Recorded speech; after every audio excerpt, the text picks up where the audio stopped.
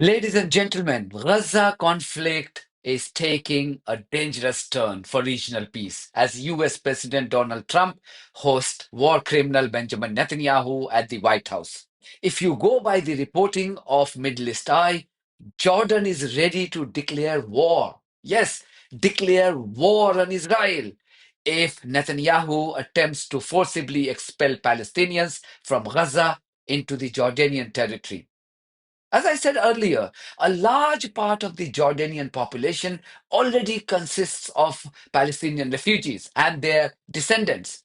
Why would Jordan take any more Palestinians? And more crucially, why would Palestinians leave their native land just to satisfy the colonial aspirations of the US and its illegitimate child Israel? Now, Jordanian acting tough and even threatening to declare war is very important development, given its role in providing security and stability on Israel's eastern border for many, many years. However, this stability will disappear in no time in the event a war breaks out between Jordan and Israel. Jordan's reported threats for war with Israel comes days after Trump first proposed his plan to commit ethnic cleansing of Palestinians by forcibly displacing them out of Gaza. Talking to General El-Sisi tomorrow, sometime I'm in, and I'd like Egypt to take people, and I'd like Jordan to take people. I mean, you're talking about probably 1.5 million people, and we just clean out that whole thing. It's it's over the centuries that's had many, many conflicts that site, and I don't know. It's something has to happen, but it's literally a demolition site right now. Almost everything's demolished, and people are dying there. So I'd rather get involved with some of the Arab nations and build housing in a different location where they can maybe live in peace for a change. Temporarily, or It could be either. It could be temporarily, could be long term. Trump then repeated his dangerous plan last week when he said that Jordan and Egypt would have no option but to accept over 2 million Palestinians into their countries because this is what he wanted. And what Trump wants, he gets it. Egypt's president and the King of Jordan have both said that they won't take in displaced people from Gaza like you suggested. Is there anything you can do to make them do that? I mean, tariffs against those countries, for example? They will do it. They will do it. What makes you say that? They're going to do it. Okay? We do a lot for them, and they're going to do it. Mr. President, you've offered. He then repeated pretty much the same this week ahead of his meeting with Netanyahu. Palestinians from Gaza. Yeah, I would like to see Jordan. I'd like to see Egypt take some look. The Gaza thing has not worked. It's never worked. And I feel very differently about Gaza than a lot of people. I think they should get a good, fresh, beautiful piece of land, and we get some people to put up the money to build it and make it nice and make it habitable and enjoyable and make it a home. They don't want to leave, though. Palestinians say they don't want to leave. I don't know how they could want to stay. It's a demolition site. It's a pure demolition site. If we could find the right piece of land or numerous pieces of land and build them some really nice places with plenty of money in the area, that's for sure. I think that would be a lot better than going back to Gaza, which has had just decades and decades of death.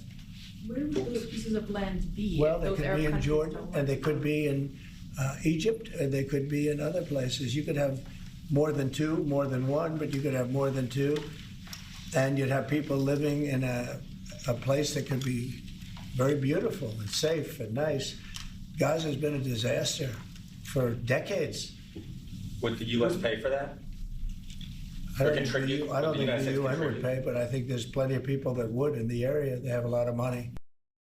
But both Jordan and Egypt have made it absolutely clear that they had no desire to accept Palestinians into their countries. In fact, the 22-member League of Arab Countries issued a strongly worded statement rejecting Trump's plan on Palestinians' ethnic cleansing.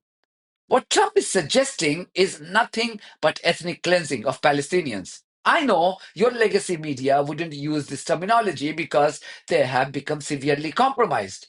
But I will say it how it is.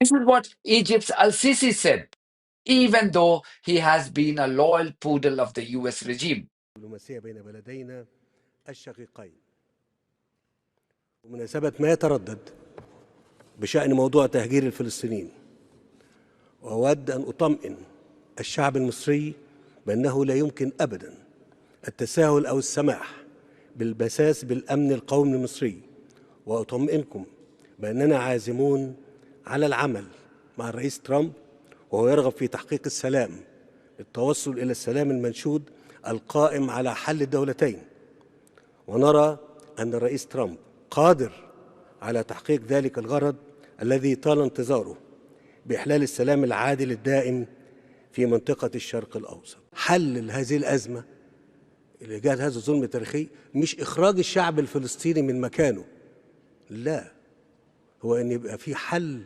للدولتين جنبا إلى جنب، أمن وسلام للمواطن الإسرائيلي وأمن وأمان للمواطن الفلسطيني. الظلم التاريخي اللي وقع على الفلسطينيين وتم تهجيرهم قبل كده ولم يرجعوا إلى مناطق ثبت أو سبق التأكيد لهم إن هم ممكن يرجعوا تاني بعد ما يتم تعميرها. هل ممكن الكلام ده يتكرر مرة تاني؟ أنا ما افتكرش. وبقول إن الشعب المصري لو أنا طلبت منه هذا الأمر هيخرج كله في الشارع المصري ويقول لي لا، لا تشارك في ظلم، لا تشارك في ظلم. أنا بقولها بمنتهى الوضوح. ترحيل وتهجير الشعب الفلسطيني من مكانه هو ظلم لا يمكن أن نشارك فيه. Now, earlier today, only a few hours ago, Jordanian Foreign Minister Ayman Safadi made it abundantly clear that the forcible displacement of Palestinians was not acceptable to Jordan. Pay attention to his choice of words. He said Palestinians stay on their land and peace could only be achieved through a two-state solution, not by forcing Palestinians out of their land. We are aligned in our determination to ensure that the ceasefire holds, that enough humanitarian supplies enter Gaza so that the humanitarian catastrophe is addressed, and then to move forward towards achieving the just and lasting peace that is a necessity for the region and for the world on the basis of the two-state solution. I briefed the minister on the outcome of our meeting in Cairo, which reiterated our collective commitment to achieving just peace on the basis of the two-state solution that will ensure that Palestinians stay on their land and that Israel gets the security that it deserves as well within the context of the two-state solution that the whole world supports. And as you know, we made a clear announcement in that meeting that we're going to continue to work with our partners, whether in the US or in Europe, and we sent a letter to the US Secretary of State again, saying that we're partners in the pursuit of a just and lasting peace in the region, and we're ready to work with the Trump administration to bring about that peace. President Trump says he wants to bring about peace to the region, and we are partners to him and to his administration in this effort, and we'll do whatever it takes from our side to make sure that we put solutions at the table and that we move forward in a very practical and meaningful way towards ending the conflict and achieving the peace that has eluded us, hopefully under the Trump administration. Also briefed His Excellency on the visit that His Majesty is going to make to the United States and his meeting with the President Trump. His Majesty is looking forward to that visit. Jordan and the US are historical partners. Our friendship is solid. Our partnership has done a lot of good for the region and for the world in fighting terrorism and fighting radicalization and trying to bring about peace and stability. So another snubbing of Trump by one of his Arab partners. Not to forget Trump's plans to normalize Israel's relations with Saudi Arabia. Saudi has made it clear that it will normalize relations with Israel if the agreement towards the creation of an independent state of Palestine is achieved. This is hugely important because Trump wants Saudi to invest hundreds of billions of dollars in the US, and he wouldn't want to forego that at the expense of doing Israel's dirty work in Gaza.